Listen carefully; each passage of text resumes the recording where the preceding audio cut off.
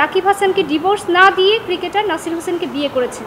তাদের এই সম্পর্কটা অবৈধ এবং ক্রিকেটার নাসির হোসেন ব্যভিচারের সম্পর্ক স্থাপন করেছেন এবং অন্যের স্ত্রীকে নিয়েছেন এবং তাদের মানহানি হয়েছে। তিনি রাকিব হাসানের সাথে হোটেল লা মেরিডিয়ান হোটেলে স্বামী স্ত্রী হিসেবে ছিলেন এবং হোটেল লা মেরিডিয়ান হোটেলের পরিচালক লেফটেন্যান্ট কর্নেল মকবুল কাদের তিনি এসেও আদালতে সাক্ষী দিয়েছেন। শুধুমাত্র ক্রিকেটার নাসির হোসেনের সাথে উনি একটি অবৈধ সম্পর্ক গড়ে তুলেছেন এবং তাকে বিয়ে করেছেন হাজব্যান্ডকে ডিভোর্স না দিয়েই। আপনারা জানেন ক্রিকেটার নাসির হোসেন অন্যের স্ত্রীকে প্রলুব্ধ করে নিয়ে যান এবং তামিমা সুলতানা তিনি এই মামলার 1 নম্বর আসামি। তিনি তার হাজব্যান্ডকে ডিভোর্স না দিয়েই ক্রিকেটার নাসির হোসেনকে বিয়ে করেন এবং এই বিষয়ে ওনার হাজব্যান্ড রাকিব হাসান আদালতে মামলা দায়ের করেন 2021 সালের ফেব্রুয়ারি মাসে। পরবর্তীতে আদালত ওই মামলাটি পিবিআইকে তদন্তের নির্দেশ দেয়। পিবিআই দীর্ঘ 6-7 মাস তদন্ত করার পরে প্রাথমিক সত্যতা পায় অভিযোগের, অর্থাৎ পিবিআই তার তদন্ত রিপোর্টে পায় যে তামিমা সুলতানা কোনো ধরনের বৈধ কাগজ ব্যতীত জালিয়াতির মাধ্যমে কাগজ তৈরি করে রাকিব হাসানকে ডিভোর্স না দিয়ে ক্রিকেটার নাসির হোসেনকে বিয়ে করেছেন। তাদের এই সম্পর্কটা অবৈধ এবং ক্রিকেটার নাসির হোসেন ব্যভিচারের সম্পর্ক স্থাপন করেছেন এবং অন্যের স্ত্রীকে নিয়েছেন এবং তাদের মানহানি হয়েছে। এই তদন্ত রিপোর্ট পরবর্তীতে কোর্ট আমলে গ্রহণ করেন এবং 4 শুনানির জন্য দিন ধার্য করেন।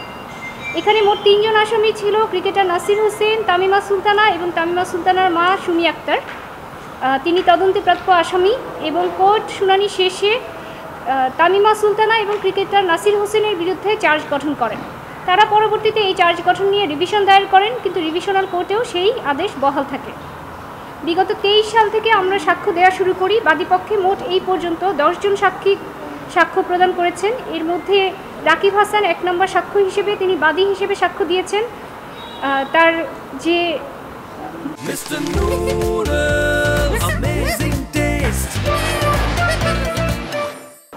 রূপা আক্তার, লিটন হাওলাদার এবং পরবর্তীতে তাদের যে একমাত্র কন্যা সন্তান তুবা, তিনি তার মায়ের বিরুদ্ধে সাক্ষী দেন আদালতে এবং এই শিশু সন্তান তুবা তিনি স্পষ্ট বলেন যে কিভাবে কোথায় গিয়েছিল, তাদের মধ্যে সম্পর্ক ছিল এবং স্বামী স্ত্রী সম্পর্ক বিদ্যমান ছিল। যদিও তামিমা সুলতানা 2016 সালে ডিভোর্স দিয়েছে বলে দাবি করেন এবং তার ডকুমেন্ট তৈরি করেন, কিন্তু 2017, 18, 19, 20 সবসময়ই তিনি স্বামী স্ত্রী সম্পর্ক বজায় রেখেছেন। ওনারা যে বাসায় ভাড়া থাকতেন সেই বাসার বাড়িওয়ালা এসে সাক্ষী দিয়েছেন যে ওনারা একসাথে ভাড়া থাকতেন এবং চেয়ারম্যান এসে সাক্ষী দিয়েছেন যে চেয়ারম্যানের, যেহেতু আপনারা জানেন আইনের নিয়ম হচ্ছে একটা কপি যাকে ডিভোর্স দিবে তাকে দিবে, অর্থাৎ হাজব্যান্ডকে দেওয়ার কথা, এবং আরেকটা কপি চেয়ারম্যান বরাবরে পাঠানোর কথা। চেয়ারম্যান এসে সাক্ষী দেন যে ওনারাও কোনো ধরনের ডিভোর্সের নোটিশ পাননি এবং সেই রেজিস্টারকে আদালতে অন্তর্ভুক্ত করেন এবং এই যে ডাক বিভাগের ডাক জালিয়াতি রসিদগুলো জালিয়াতি করে সেই বিষয়ে ডাক বিভাগের ডেপুটি পোস্টমাস্টার জেনারেল এসে আদালতে সাক্ষী দেন যে ওই পোস্টাল রিসিটগুলো ডাক বিভাগের না, সেখান থেকে কোনো ধরনের ইস্যু করা হয়নি। এবং শুধু তাই না, তিনি রাকিব হাসানের সাথে হোটেল লা মেরিডিয়ান হোটেলে স্বামী স্ত্রী হিসেবে ছিলেন এবং হোটেল লা মেরিডিয়ান হোটেলের পরিচালক লেফটেন্যান্ট কর্নেল মকবুল কাদের তিনি এসেও আদালতে সাক্ষী দিয়েছেন।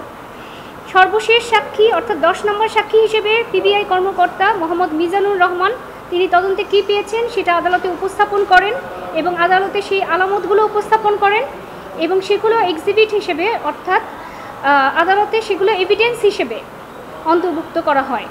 আজকে এই মামলার সর্বশেষ সাক্ষীর সাক্ষ্য অনেক দিন ধরে চলমান ছিল, আজকে সেটা জেরা কমপ্লিট হয়েছে, অর্থাৎ আমাদের পক্ষ থেকে 10 জন সাক্ষীর সাক্ষ্য সমাপ্ত হয়েছে। আদালত আগামী 28/4/2025 আসামি পক্ষকে এক্সামিন করার জন্য দিন নির্ধারণ করেন। আমরা প্রত্যাশা করি শীঘ্রই আমরা ন্যায় বিচার পাব। আজকে যিনি সাক্ষী ছিলেন তিনি ছিলেন পিবিআই কর্মকর্তা মোহাম্মদ মিজানুর রহমান, যিনি এই মামলাটির তদন্ত করেছেন। তিনি তার সাক্ষ্যে স্পষ্ট বলেছেন যে তিনি প্রতিটি প্রয়োজনীয় সাক্ষীর সাক্ষ্য গ্রহণ করেছেন, তিনি প্রতিটি স্থানে গিয়ে পর্যবেক্ষণ করেছেন এবং গিয়ে তিনি এভিডেন্স কালেক্ট করে দেখেছেন যে রাকিবের সাথে তামিমা সুলতানা স্বামী স্ত্রীর সম্পর্ক বজায় রেখেছে এবং যেই ডকুমেন্টগুলি উনি পরবর্তীতে দেখিয়েছে পিবিআই কর্মকর্তাকে, সেগুলিকে স্পষ্ট দেখা গিয়েছে ওই ডকুমেন্টগুলো আসলে জালিয়াতির মাধ্যমে পরবর্তীতে তৈরি করা হয়েছে।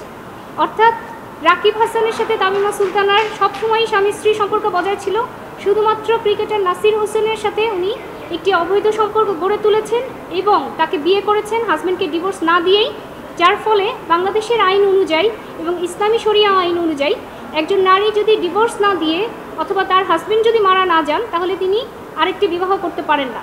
যেহেতু তিনি সঠিকভাবে ডিভোর্স দেননি, অতএব তিনি এই যে সম্পর্কটা অর্থাৎ ওনার পরবর্তী বিবাহটা, সেই বিবাহটা আসলে অবৈধ বিবাহ এবং তিনি এই সম্পর্কটা রেখেছেন।